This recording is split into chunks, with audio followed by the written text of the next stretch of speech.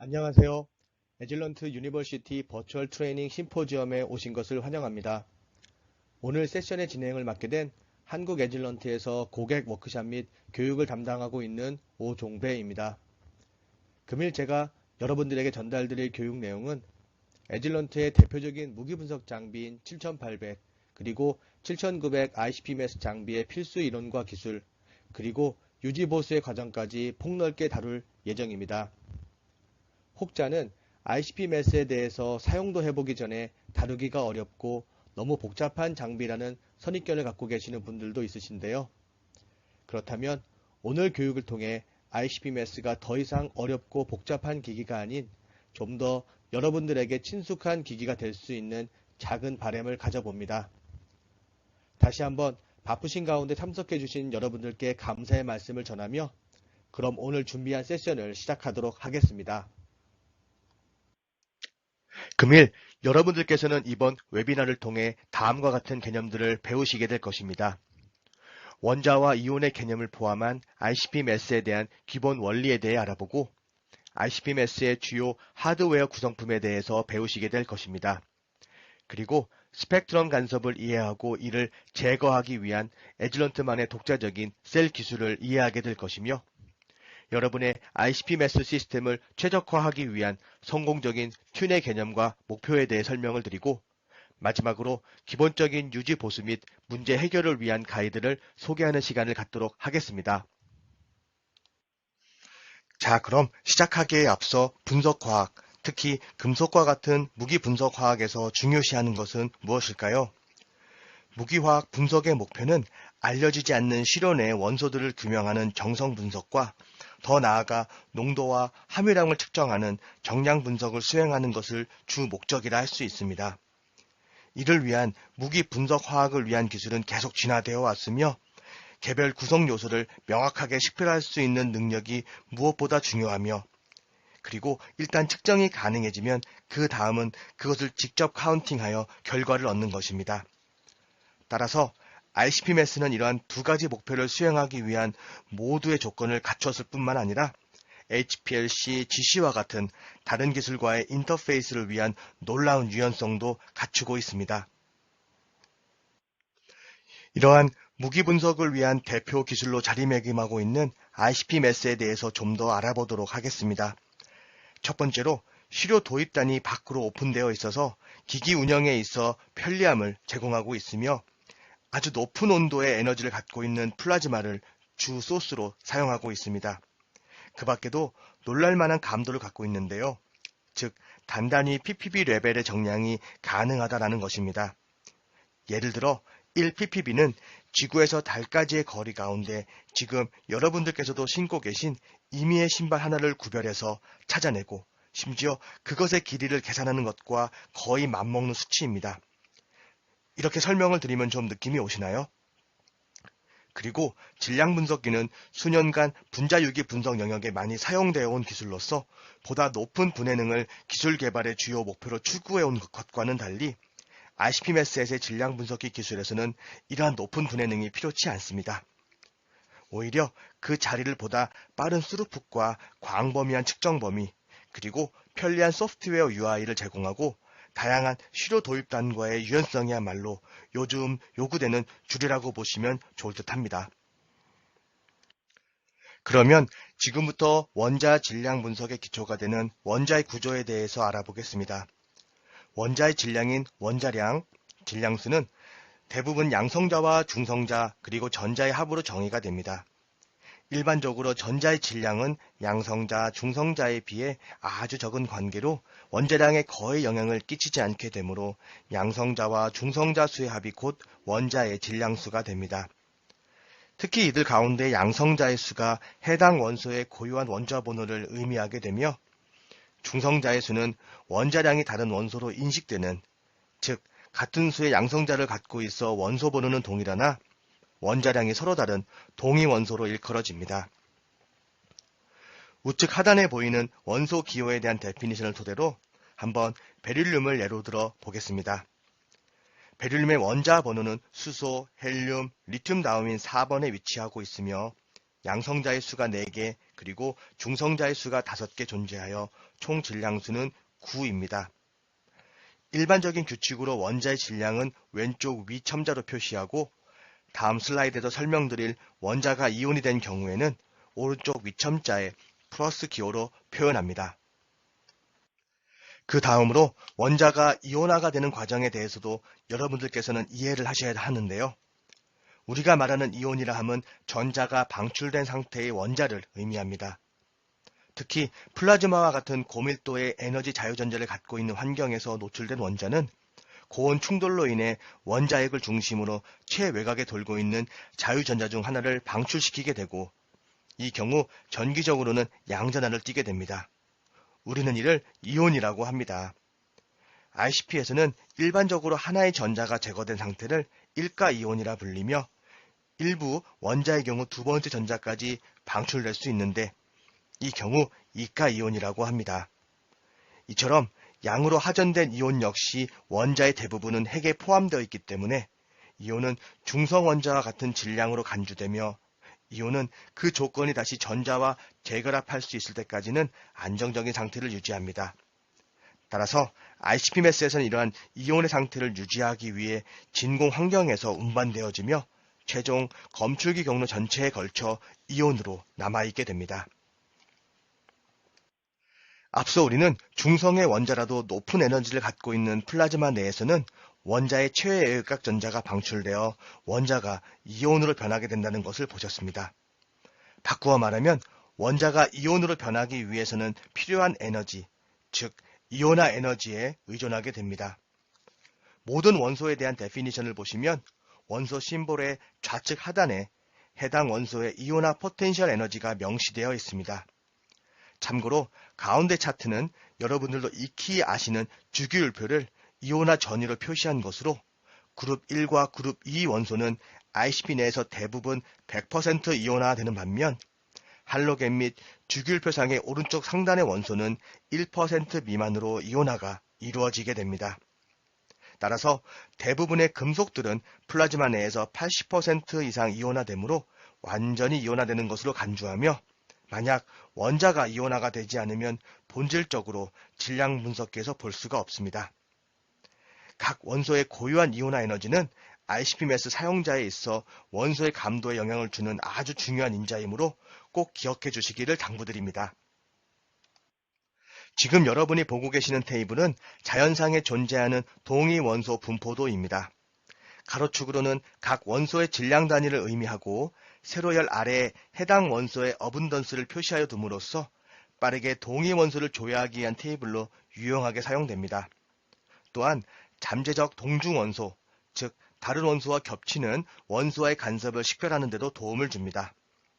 앞서 베릴륨을 보시면 질량수가 9인 베릴륨이 지구상에 100%로 존재하고 있음을 의미합니다. 그러나 원소기호 보론을 예로 들어보면 질량수가 10인 보론과 11인 보론 이 두 가지가 존재하고 있습니다.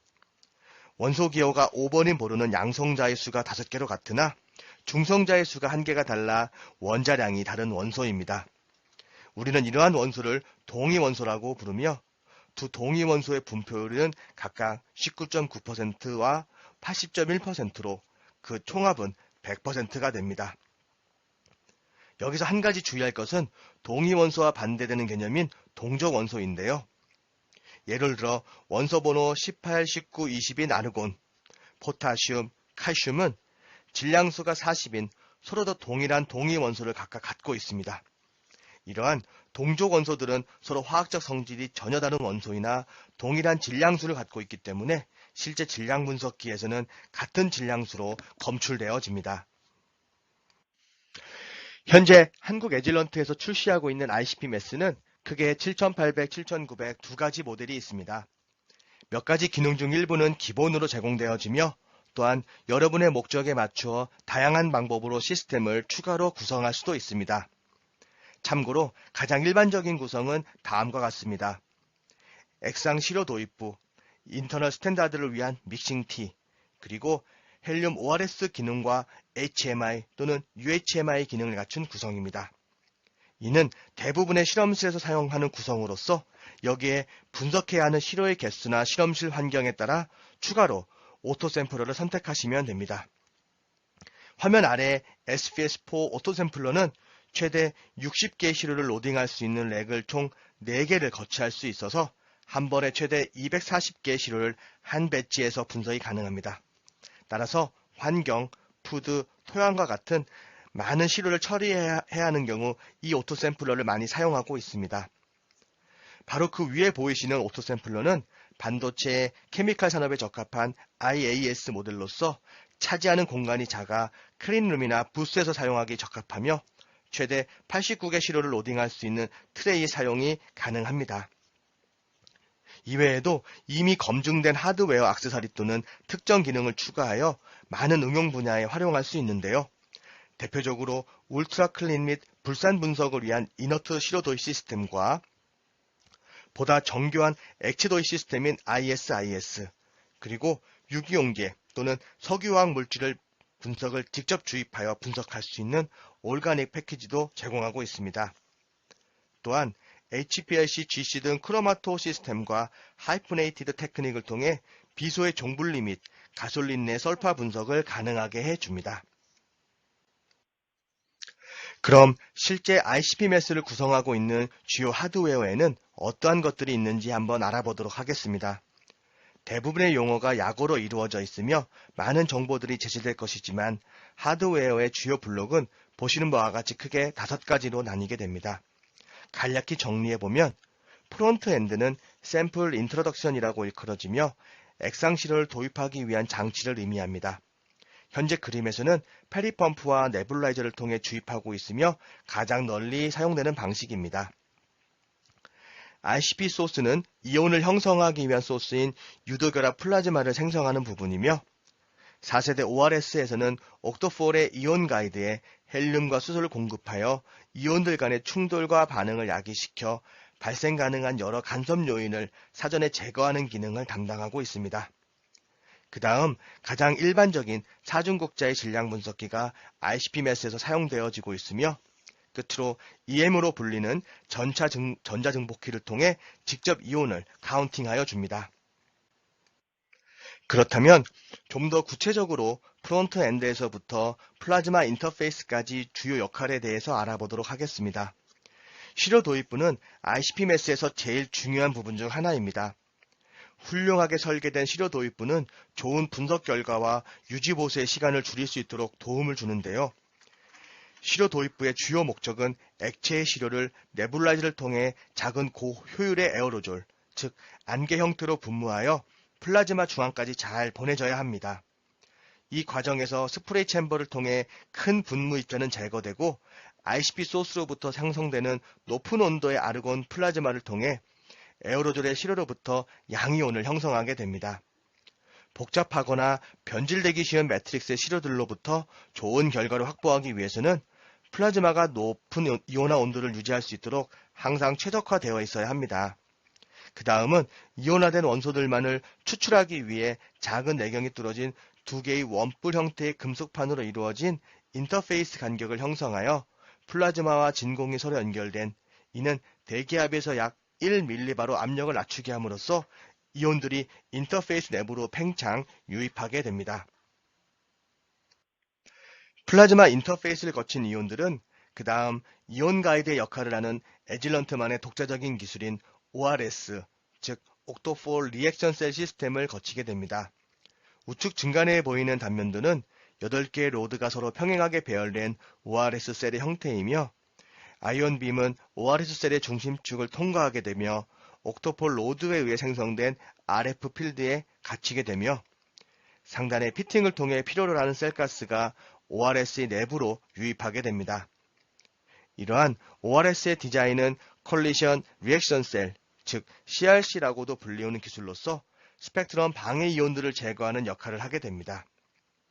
1990년대 이후부터 에질런트의 CRC 기술의 성능은 충분히 입증되었으며 2000년대 이후 판매되는 대부분의 에질런트 ICP-MES에는 이 기술이 장착되어 있습니다.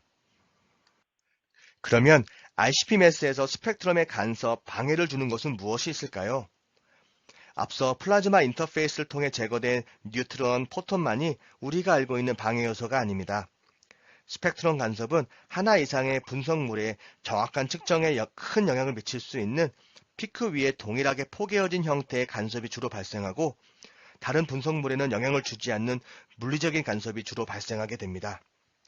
일례로 다른 원소와 동일 질량의 동위 원소에 의한 직접 중첩되는 동족 원소들, 예를 들어 동일한 동위 원소를 갖고 있는 114번 카드뮴과 주석을 예로 들을 수 있으며, 또한 이가가 하전된 종으로부터 생기는 동중원소 간섭 역시 쿼드로폴 질량 분석기에서 질량대 전압비의 기초를 두고 이온들을 분리하기 때문에 두 번째 전자가 제거된 피크가 검출되는 경우 원소 간의 간섭이 발생할 수 있습니다. 예를 들어 181번 탄탈륨의 경우 이가로 하전 시 89.5 AMU의 피크를 지니게 되며, 이는 89번 이트륨과 90번 지르코늄 모두에 영향을 주게 됩니다.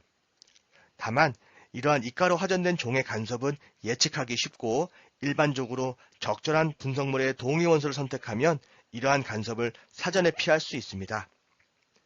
또한 같은 이온의 형태를 갖고는 있으나 플라즈마 기체, 시료 용매 등 여러 매트릭스에 노출된 이온들 간의 결합으로 생성된 다원자 간섭도 대표적인 스펙트럼 간섭의 원인이 됩니다. 분자 다원자 간섭은 아르곤 이합체인 아르곤과 소듐 알지드와 같은 일부 놀라운 다원자를 형성하는 것 이외에도 산소와 결합하여 다양한 산화물을 형성하면서 서로 간섭을 주게 됩니다. 이러한 RCP-MES 간섭은 종종 매우 작은 영향일 수도 있으나 미세한 농도를 측정한다는 사실과 결합하게 되면 그 영향력이 훨씬 커지게 됩니다. 앞선 물리적인 스펙트럼 간섭을 피하는 가장 일반적인 방법은 분석 물질 간에 서로 간섭되지 않은 동위 원소를 선택하는 것입니다. 이는 AAS 또는 OES 분광법에서 다른 에미션 라인을 사용하는 것과 유사합니다. 그리고 희석 역시 물리적 간섭 또는 스펙트럼 간섭을 처리하는 데 가장 일반적인 수단이 될 수는 있으나, 분석물을 희석하는 것은 분석물의 신호 역시 비례적으로 감소시키기 때문에 희석만으로 접근하는 것은 한계가 있습니다. 따라서 이러한 다원자 간섭은 또 다른 에질런트의 고유 기술인 HMI 기술을 통해 옥사이드 레이쇼를 낮춰줌으로써 효과적으로 간섭을 감소시킬 수 있지만, 이번에 설명드릴 에질런트 4세대 ORS 셀 기술은 앞선 처리 과정과는 상관없이 스펙트럼 간섭을 가장 효율적이고 원천적으로 제거, 관리할 수 있는 기술이라고 말할 수 있습니다. 대표적인 방식인 헬륨 가스를 이용한 충돌 유도 해리 메커니즘을 통해 간섭을 줄일 수가 있는데요. 이는 반응에 관련되지 않는 과정이므로 새로운 다원자가 생성되지 않습니다.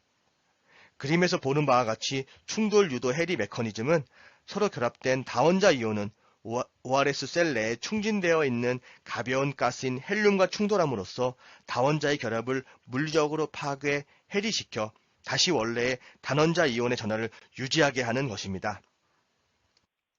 앞서 설명드린 헬륨 충돌 방식에 의해 다원자들이 해리되지 않더라도 이들 다원자들은 단면으로 일컬어지는 물리적인 크기 때문에 상대적으로 단면이 작은 단원자 분석물에 비해 ORS 셀 내의 헬륨 가스와의 충돌 횟수가 더 증가하게 됩니다. 다시 말해 하나의 분석물 이온보다 다원자들은 헬륨과 여러 번 충돌하게 되고, 이 과정에서 더 많은 에너지를 잃게 됩니다. 이러한 과정을 거치게 되면 이온들이 갖고 있는 운동 에너지가 서로 차이를 보이게 되고, 우리는 이를 카이네틱 에너지 디스크리미네이션으로 명명하고, 아래 그림에서 보는 바와 같이 쿼드로폴의 폴 바이어스를 옥토폴의 바이어스보다 더 양으로 하전시켜 운동 에너지 차이를 판별할 수 있도록 차별 전압을 주게 됩니다. 이것을 이온이 극복해야 하는 에너지 힐이 형성된 것으로 생각하면 좀 더 쉽게 이해가 될 것입니다. 즉, 이러한 에너지 힐을 넘기 위한 에너지보다 낮은 에너지를 가진 이온들, 즉 헬륨과의 잦은 충돌로 인해 운동 에너지가 저하된 다원자들은 이 언덕을 올라갈 수 없게 되고, 이를 통해 다원자 간섭이 제거되어집니다. 그 다음으로 쿼드로폴 매스 아날라이저, 줄여서 쿼드라고 불리는 QMA의 기능에 대해 알아보겠습니다. 에질런트 7800, 7900 QMA는 우측 상단 사진에서 보시는 것과 같이 정사각형 모양으로 정렬된 두 쌍의 평행한 원통 막대, 즉 사중국자 형태로 구성되어 있으며 재질은 전기전도성이 아주 우수한 몰리브덴을 사용하고 있습니다. 한 가지 에질런트 ICP 매스의 자부심이라고 한다면 지난 십수년간 계속 새로운 모델을 출시하면서 매번 30% 이상 다운사이징을 이루어냈지만 단 한 번도 쿼드의 크기를 줄이지 않고 계속 유지해 왔으며 오히려 전체 아이온의 패스를 30mm가량 더 늘려서 기술 개발을 해왔다는 것입니다. 이러한 쿼드는 연속적인 질량 필터의 역할을 하며 질량대 하전비로 이온들을 분리합니다. 사중극자에서 서로 대각선으로 배치된 막대에 각각 직류와 교류 전압이 인가되는데요. 예를 들어 질량이 M인 이온에 대해서 쿼드 내에서의 안정적인 궤적을 생성하기 위한 직류 교류 전압 비율이 세팅값이 있습니다. 이를 적용하여 모든 매스들이 들어오더라도 쿼드에서 선택한 설정되어 있는 질량수의 원소만이 남게 되고 이보다 낮거나 높은 이온들은 불안정한 궤도를 그리면서 도입, 운동하여 결국에는 이온 막대에서 이탈됨으로써 진공에 의해 제거가 됩니다. 따라서 한 번에 하나의 질량이 수집되고 나머지는 손실되므로 매스 필터라는 용어가 사용되며 참고로 7800, 7900 ICP 매스의 쿼드로폴 매스 필터의 경우에는 초당 10회, 약 0.1초에 걸쳐 전체 질량 스펙트럼을 스캔할 수 있는 데이터 수집 속도를 갖고 있습니다. 앞서 쿼드로폴이 질량 필터로서의 역할을 함과 동시에 이러한 필터의 성능은 곧 매스피크의 분해능으로 나타내기도 하는데요. 실제 ICP 매스에서의 모든 이온들은 쿼드로폴을 거치면서 각각의 피크의 형태로 나타내게 되는데요. 이러한 매스피크의 레졸루션은 쿼드로폴에 인가되는 RF 주파수와 쿼드로폴 막대의 길이에 비례하여 이온 속도에 반비례합니다. 실제 슬라이드 하단의 매스피크에서 보이는 폭, 특히 전체 피크 높이에서 10% 위치에서의 폭의 값으로 쿼드의 분해능을 판단하게 됩니다. 시스템상의 일반적인 설정은 인접한 질량 피크를 분리하기 위해 필요한 포인트까지만 피크를 분해하는 것이며 이를 유닛 레졸루션이라고 하고 약 0.75U의 폭으로 좁혀진 피크를 생성하게 됩니다. 즉 쿼드 내 이온의 피크는 0.75U의 폭을 갖고 있으며 실제 매스 값은 매스 엑시스로 불리는 소프트웨어에서 제공되는 칼리브레이션을 통해 서로 정렬 매칭되어 매스 값으로 인식하게 되는데요. 보고 계시는 피크에서 가운데 네모박스 안에 보이는 피크의 최대 꼭지점은 쿼드에서 얻어진 매스 피크의 중심 지점이며 이는 실제 원자의 매스 값에서 플러스 마이너스 0.1U의 값으로 매칭되어집니다. 참고로 매스 스펙트럼에서의 피크인 엑시스는 질량값을 의미하고 크로마토그래피의 피크는 시간을 의미하는 것으로 서로 혼동하지 마시기 바랍니다. 주요한 하드웨어 구성 가운데 마지막인 ICP 매스에서 사용되어지는 검출기는 높은 감도와 낮은 바탕값을 제공하는 전자증폭관을 대부분 사용하고 있습니다. 이온에 대한 검출, 카운팅하는 방식은 우선 QMA로부터 분리된 이온이 첫 번째 다이노드에 도달하게 됩니다. 다이노드에 도달한 이온수만큼 같은 수의 전자를 방출하게 되며 두 번째 다이노드부터는 2배수만큼 전자를 방출하여 신호를 증폭하게 되는데요. 10의 8제곱까지 신호를 증폭시켜 펄스의 단자에서 카운팅하게 됩니다. 실제 이온의 카운트는 10의 11제곱까지 증폭되어지고요. 이는 검출계 성능과 관련된 중요한 부분인 넓은 직선 동적 측정 범위를 갖고 있음을 의미합니다. 여기에 펄스의 시그널이 오버렌지가 될 정도의 높은 신호, 예를 들어 10의 6제곱 이상의 카운트가 감지되면 EM을 보호하기 위해 중간 단자인 아날로그 아웃풋을 열어 신호를 감지하게 하고 자동으로 펄스 HV 단자는 닫히게 됩니다. 일반적으로 아날로그 단자의 하이 볼테이지는 최대 마이너스 3500V이며 펄스는 플러스 2000V 이내이며 주기적으로 EM 검출기의 최적화를 위해 오토 튜닝을 통해 다이노드 전압을 다시 조정하도록 합니다. 하지만 EM 튜닝 후에도 각각 마이너스 3000V 플러스 1500V 이상 도달하게 되면 검출계 성능이 저하되었음을 의미하므로 교체하도록 합니다. 또한 높은 감도와 낮은 바탕값을 유지하기 위해 EM 검출기가 위치한 아날라이저 부분은 항상 안정적인 고진공 상태를 유지하는 것이 좋습니다. 지금까지 ICP-MAS의 주요 하드웨어 구성에 대해 알아보았습니다. 그러면 이러한 구성을 갖춘 ICP-MAS 시스템의 최적화를 실제 튜닝을 통해 수행하는 방법에 대해 설명을 드리고자 합니다. ICP-MAS에서는 비교적 간단하고 자동화된 순서에 따라 여러 번의 시스템을 최적화할 수 있는데요. 바로 스타트업을 통한 하드웨어 세팅과 배치 튠의 오토메이션에 의해 여러 번의 시스템을 쉽게 최적화할 수 있습니다. 우선은 스타트업 하드웨어 세팅에 대해서 알아보도록 하겠습니다. 해당 스타트업 기능은 이미 널리 적용되어진 공장에서의 초기 조건을 바탕으로 시스템을 최적화하여 전반적인 기기의 성능을 검증하는 것을 의미합니다. 이는 플라즈마 점화 시 스타트업 기능을 동시에 수행함으로써 여러 번의 시스템을 항상 최적화할 수 있습니다. 총 8가지의 하드웨어 기능을 실행할 수 있으며 모든 기능을 수행하지 않고 사용자의 환경 및 기기 사용 정도에 따라 필요한 기능만 체크 표시 박스에 체크해서 선택하신 작업만 수행할 수도 있습니다.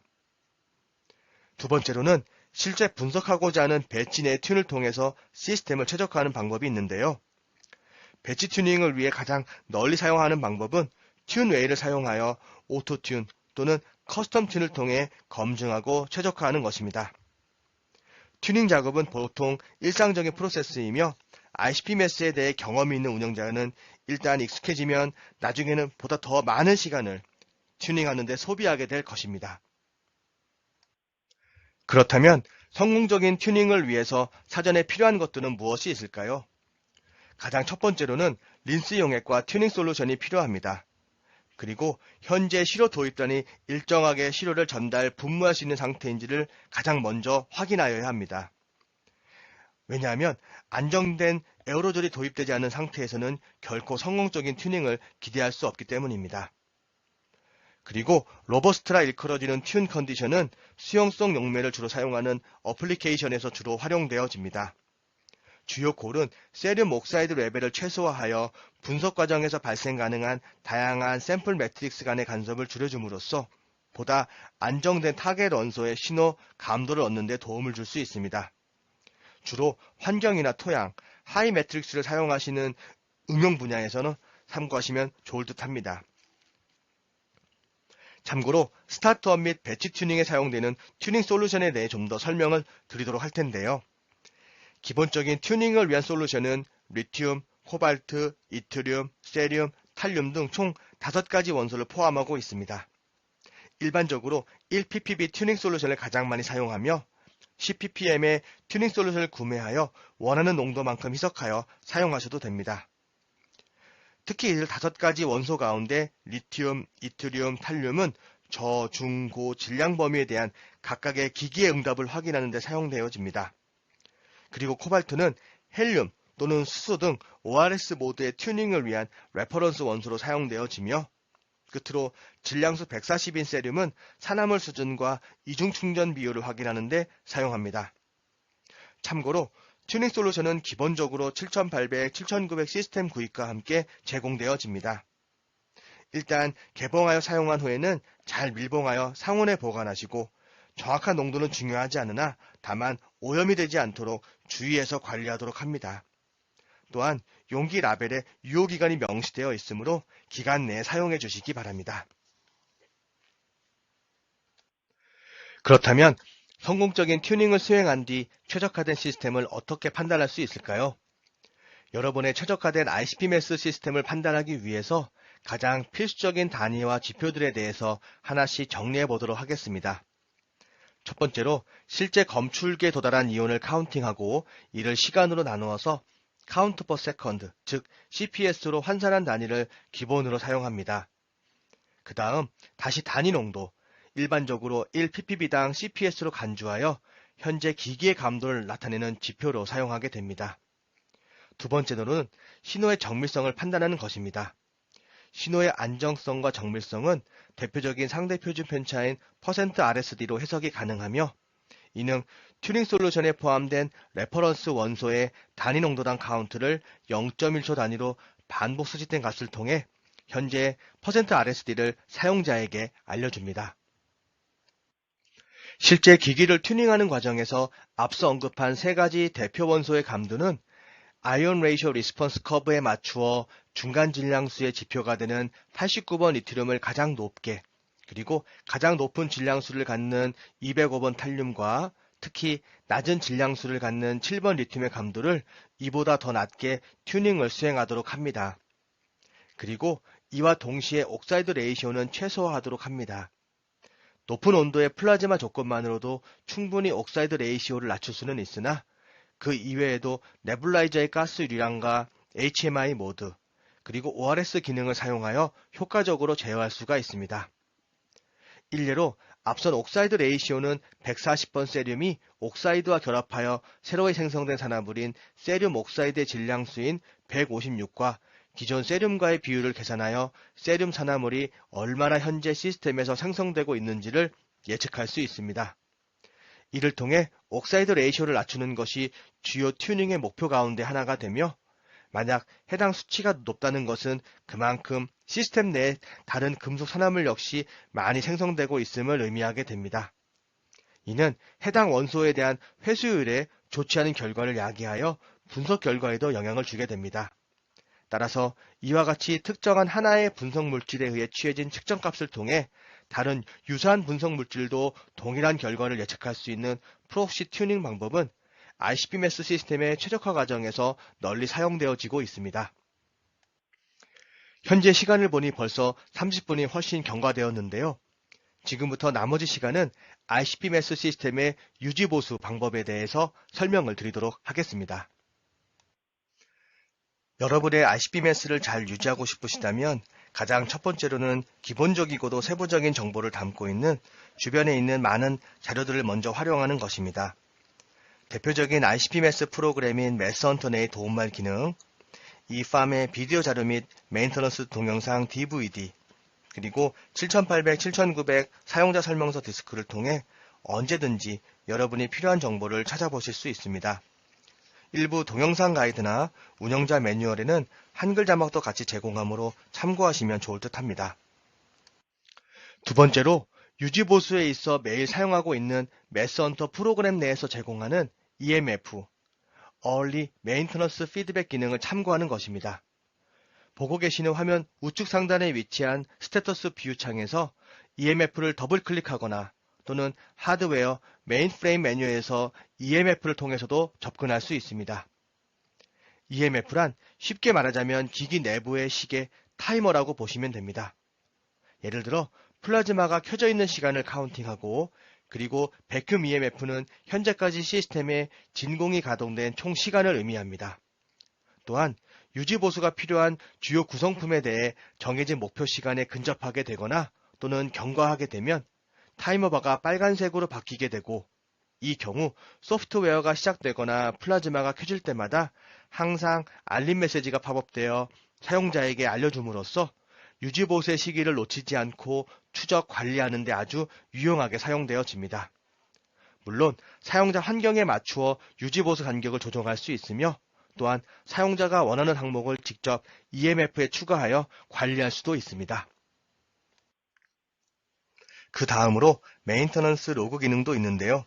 EMF와 마찬가지로 하드웨어 메인프레임 메뉴에서 선택할 수 있으며, 이는 사용자가 수행한 유지보수 작업에 대해 전자기록의 형태로 저장해두는 기능입니다.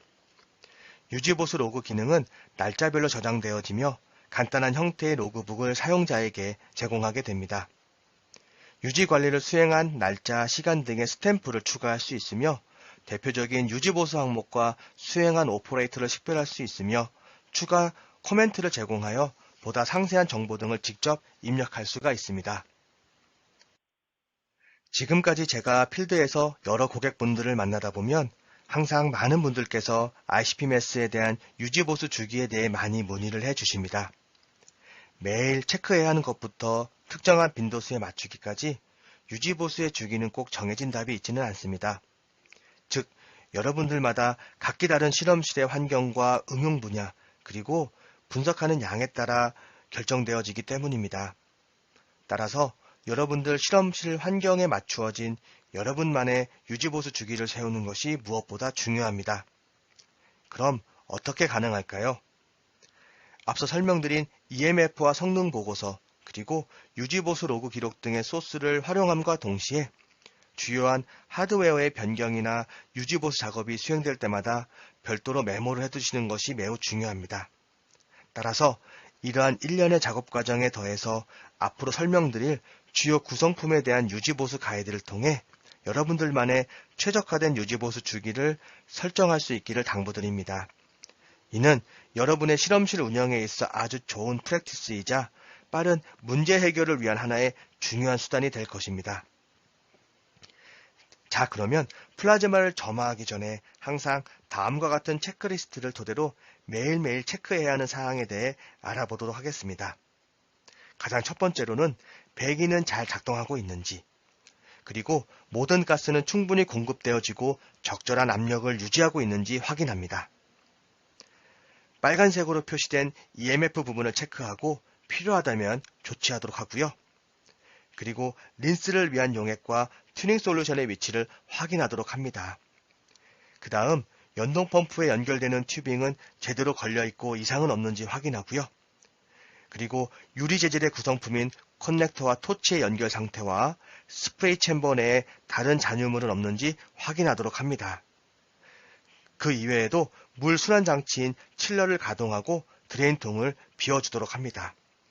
끝으로 기타 여러분의 실험실 내 안전수칙 및 환경 유지를 위한 내부 규정도 준수하여 지키도록 합니다. 매일매일 체크하는 과정에서 빼놓을 수 없는 것이 바로 시료 도입단의 유지보수가 아주 중요한데요.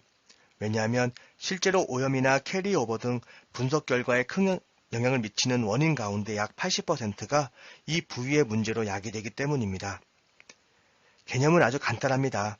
안정적이고 일정한 양의 액체를 공급하고 효율적인 에어로졸을 생성하는 것이 성공적으로 ICP-MES를 운영하는 가장 기본적이고 중요한 요소이기 때문입니다. 시료 도입부를 구성하는 주요 유지보수 항목은 재질에 따라서 관리 방법이 조금씩 차이가 있는데요. 크게 세 가지로 나누어 볼 수 있습니다. 첫 번째로는 폴리머 계열, 즉 튜빙류가 주를 이루게 되며, 두 번째로는 유리 계열의 구성품, 끝으로 금속류입니다. 대표적인 폴리머 재질의 튜빙류는 대부분 시료 도입단에 위치해 있으며 타이곤, PVC, PTFE와 같은 재질의 구성품은 기본적으로 세척보다는 교체를 권장합니다.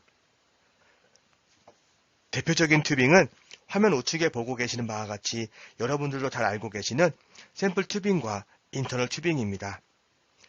이들 튜빙은 연동 펌프에 직접 연결되어지는 펌프 튜빙으로서 가장 많이 신경을 써야 하는데요. 이들 튜빙은 우측 아래 사진을 보시면 장시간 사용에 따라 스토퍼가 떨어지는 경우도 있고 튜빙 안쪽의 색깔도 변색이 되기도 합니다.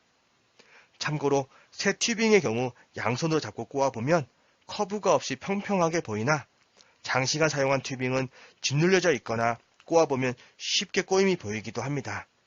또한 직접 손으로 눌러서 탄성 정도를 보는 것도 좋으며 안쪽에 변색된 부분은 없는지 육안으로 확인하고 만약 리크가 있거나 연동 펌프의 끼임 현상 또는 막힘 등의 문제가 있다면 바로 튜빙을 교체하도록 합니다.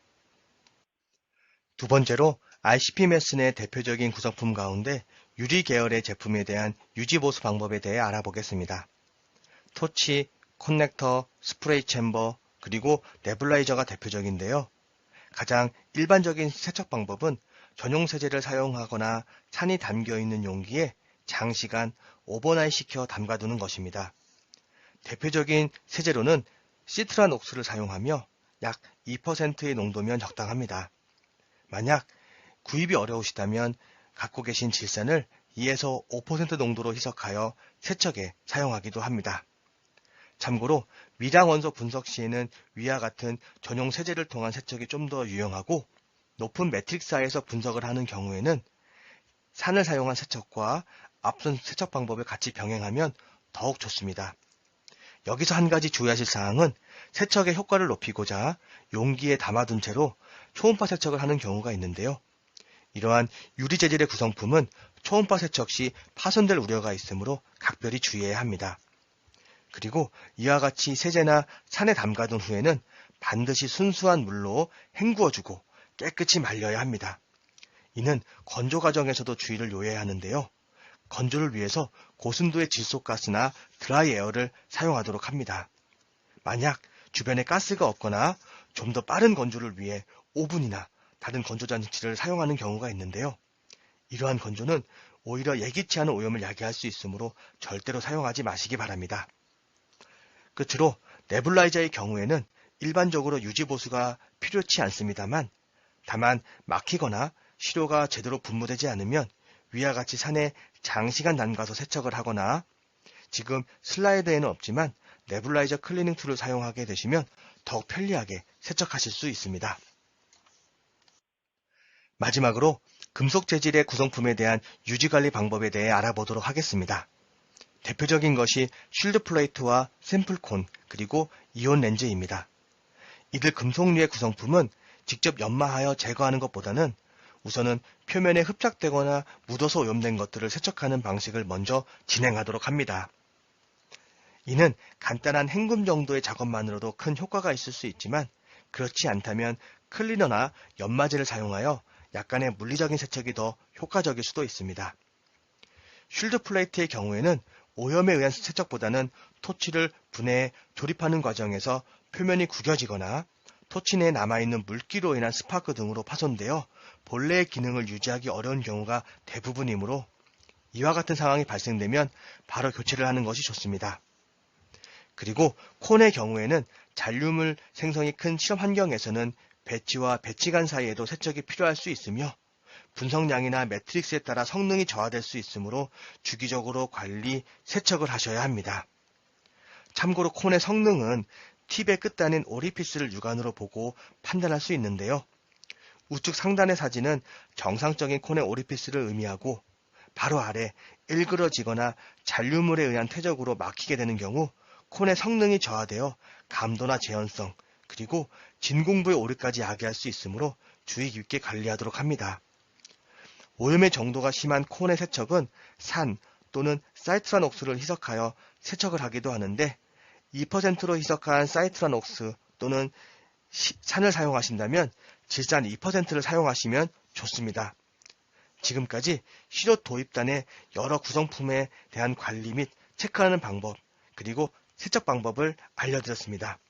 하나하나 다 기억하시기 어려우시죠? 그렇다고 걱정하지 마십시오. 제가 설명드린 모든 구성품의 분해, 세척 방법은 여러분에게 제공된 유지보수 동영상 DVD에 자세히 설명되어 있으므로 필요할 때 언제든 참고하시기 바랍니다. 아무리 유지관리를 잘 하고 계시더라도 예기치 않은 파손이나 고장, 특히 시료 도입부와 인터페이스 부분은 대부분 소모품으로 구성되어 있으므로 화면에 보이시는 것과 같이 샘플 프로브부터 펌프 튜빙, 네뷸라이저, 토치, 쉴드, 콘, 그리고 가스켓까지 모든 소모품에 대해 항상 백업 키트를 보유하고 있는 것이 좋습니다. 따라서 유지보수를 수행하는 과정에서 해당 부품에 이상을 발견하였다면 우선은 세척을 먼저 해본 뒤 그래도 증상이 나아지지 않는다면 백업으로 보유한 소모품으로 직접 교체를 하여 빠르게 문제를 해결하는 것이 좋습니다.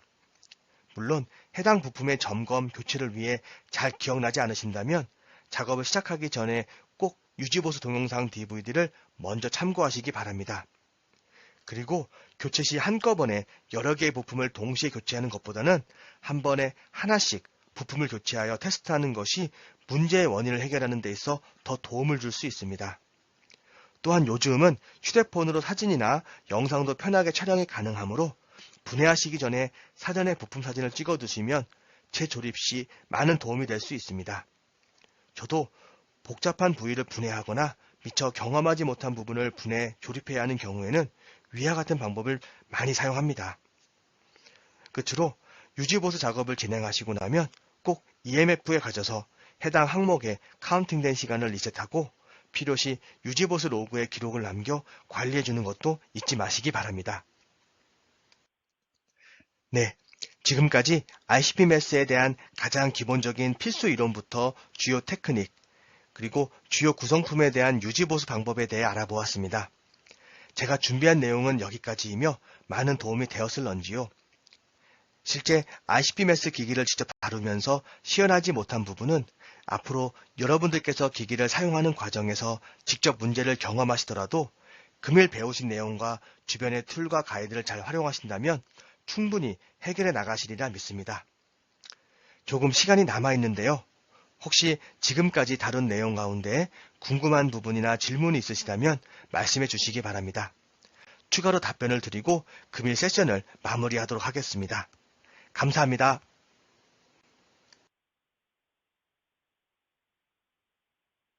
예, 벌출 트레이닝 심포지엄에 안녕하세요. 2021 에즈런트 유니버시티 벌출 트레이닝 심포지엄의 ICP-MS 베이직 과정에 참여해 주셔서 감사합니다. 앞에 영상은 잘 보셨나요? 지금부터 Q&A 시간을 갖도록 하겠습니다. 문의하실 내용이 있으시면 Q&A 창에 남겨주시면 실시간으로 답변을 드리도록 하겠습니다. 그리고 지금 스크린에 설문 내용이 나가고 있는데요. 총 4개의 문항이 나갈 겁니다. 설문에 참여 부탁드립니다. 그리고 오늘 답변을 주시기 위해서 영상을 녹화하신 오정배 이사님이 함께하고 있습니다. 네, 지금 Q&A 창에 질문이 올라오고 있는데요. 네, 먼저 일단 질문부터 문의 드리도록 하겠습니다. 실제 커스텀 튠을 사용하는 경우는 어떤 경우가 있을까요? 오토튠과는 어떻게 다른 것인지 잘 이해가 되지 않습니다. 라는 질문이 있습니다. 오종배 이사님 답변 부탁드립니다. 네, 고맙습니다. 답변 드리겠습니다. 그 커스텀 튠 같은 경우도 대부분의 응용에서도 사용될 수 있습니다만 종종 유기용매를 직접 주입하여 분석하거나 또는 나노파티클 응용 분야, 그리고 LC나 GC, 그리고 레이저 아블레이션과 같은 그런 하이퍼네이티드 된 기술에 주로 사용이 되어질 수 있습니다. 오토튠과 굳이 비교해서 설명을 드리자면 커스텀 튠은 사용자가 개별 튜닝 파라미터 값을 직접 하나하나 입력하면서 사용자의 분석 목적에 따라 수동으로 튜닝하는 것을 의미합니다. 네, 그 다음에 두 번째 질문이고요. 샘플링 콘의 세척 방법에 대해서 다시 한번 알려주세요. 라고 질문이 있습니다. 답변 부탁드립니다. 네. 아주 좋은 질문이 올라왔는데요. 앞서 설명드린 것처럼 샘플링 콘과 같은 이런 금속류의 세척은 우선 깨끗한 물에 담근 상태에서 주변에 갖고 계신 면봉을 사용해서 콘의 바깥쪽과 안쪽을 이렇게 골고루 잘 닦아주는 것이 좋습니다. 그 다음에는 깨끗한 물로 충분히 헹궈 주시고요. 그리고 다시 깨끗한 물에 콘을 담가둔 채로 약 5분에서 15분 정도의 초음파 세척을 진행하시면 됩니다. 이와 같은 소프트 클리닝 방식을 가장 많이 사용하시고요. 간혹 세척의 주기가 너무 오래 경과가 돼서 심하게 오염이 된 경우라고 한다면 이 경우에는 약간의 질산을 사용해서 그래서 질산의 함유량은 한 2에서 5% 정도 그런 용액에 콘을 담근 상태에서 위와 같은 동일하게 면봉으로 콘의 바깥쪽과 안쪽을 잘 닦아주면서 약 한 5분 정도, 5분간 초음파 세척을 진행을 합니다. 그 다음에는 다시 깨끗한 물로 충분히 린스를 해주시고요. 그리고 다시 깨끗한 물에 콘을 담가둔 채로 약 5분 정도의 초음파 세척을 진행을 합니다. 그래서 위와 같은 과정을 한 2, 3회 정도 계속 반복하셔도 좋습니다만 여기서 한 가지 주의하실 사항은 산에 콘을 담가둔 채로 장시간 5분 이상 초음파 세척을 진행하지 않는 것입니다. 왜냐하면 이 콘의 표면인 이 커퍼 베이스가 장시간 산에 담가져 있게 되면 스크래치가 생길 수도 있고요. 그리고 물러질 수가 있기 때문에 이런 상황이 생기게 되면 오히려 콘의 성능 저하를 더 가져올 수 있기 때문에 주의하시기 바랍니다. 다음 질문입니다. 네뷸라이저를 통해 시료가 분무되는 원리에 대해서 좀 더 설명해 주세요. 라는 질문이 있습니다. 답변 부탁드립니다. 네, 감사합니다. 네뷸라이저는 액상의 시료를 에어로졸의 형태로 바꾸어주는 어떤 그런 대표적인 시료 도입단의 장치인데요. 일반적으로 7800, 7900 그 ICP-MS에 사용되는 네뷸라이저는 컨센트릭 타입으로 되어 있습니다. 그래서 이 컨센트릭 타입이라고 하는 거는 이 끝단을 아주 작은 벤츄리 형태로 디자인을 함으로써 아주 높은 가스 스트림에 의해 이와 평행한 축을 이루고 있는 안쪽에 이제 시료가 도입되는 미세한 캐필러리, 그 안에 있는 이런 이제 샘플 솔루션들이 이 가스와 같이 분출하게 되는 원리입니다. 벤츄리 형태의 이런 디자인 같은 경우는 끝단의 좁아진 통로에서 낮아진 압력은 앞선 높은 가스 스트림에 의한 압력과의 차이로 인해 시로가 좁은 통로 쪽으로 빠르게 빨려 올라가면서 가스와 같이 미세한 이렇게 에어로졸 형태로 분무하게 되는 것입니다. 네, 그리고 다음 질문이 불산을 사용할 때 샘플 콘이나 스키머 콘을 따로 사용해야 하나요? 현재는 수용액과 유기용매를 따로 사용하고 있는데 불산 사용 시 그냥 수용액으로 사용하는 콘으로 사용해도 되나요? 라는 질문이 있습니다. 네, 그 불산과 같은 그 러그레시브, 좀 약간 거칠거나 이렇게 어떤 강한 산을 사용했을 경우에는 수용액에 사용되고 있는 니켈콘은 견딜 수가 없습니다. 훨씬 콘의 어떤 성능 저하를 야기시킬 수 있기 때문에 불산이나 그런 것을 사용할 경우에는 저희가 다른 재질, 그래서 PT 샘플링 콘이나 PT 스키머 콘을 사용하셔야 되시고요. 또 좀 전에 문의해 주신 것처럼 유경매 같은 경우도 상당히 깨끗한 매트릭스의 환경을 만들어줄 수 있기 때문에 가급적 니켈콘보다는 PT콘으로 재질의 콘으로 바꿔서 사용하시게 되면 훨씬 더 좋은 성능을 가져올 수 있습니다. 정리하자면은 기본적인 수용액 조건, 물을 많이 사용을 하고 물에 약간의 소량의 산, 대부분 한 10% 이내의 산을 이렇게 함유된 매트릭스에서는 니켈콘 베이스의 샘플링 콘과 스키머 콘을 사용한다고 보시고요. 그 이외에 산의 농도가 좀 올라가거나 아니면 100% 산을 다이렉트로 주입하는 경우 또는 유기용매를 사용하는 경우, 그럴 경우에는 PT 샘플러 콘을 사용하는 것으로 정리하시면 좋겠습니다. 경우에 따라서 콘을 이렇게 혼용해서 사용하시는 경우가 있으신데 절대 섞어서 사용하시면 안 되시고요. 같은 재질의 샘플링 콘과 스키머 콘을 꼭 사용하시기를 당부드립니다. 그리고 다음 질문입니다. 불산을 사용했을 시 유기용매와 같이 믹스가스를 사용해야 하나요? 아니면 그냥 헬륨가스로만 사용해도 되나요? 라는 질문입니다. 네, 고맙습니다.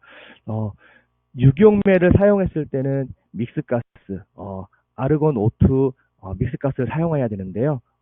유기용매의 이런 믹스가스를 사용해야 되는 이유는 유기용매의 바탕을 이루기는 매트릭스는 대부분 카본으로 되어 있습니다. 이러한 카본이 플라즈마를 이제 지나가게 되면 소위 말하는 그 재와 같이 타게 됩니다.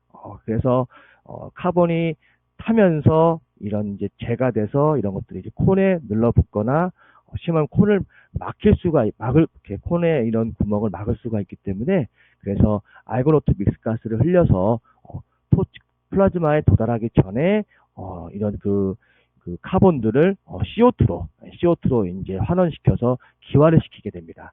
좀 더 보다 안정적인 신호를 얻게 하기 위해서 유기용매에는 믹스가스를 흘려주시고요.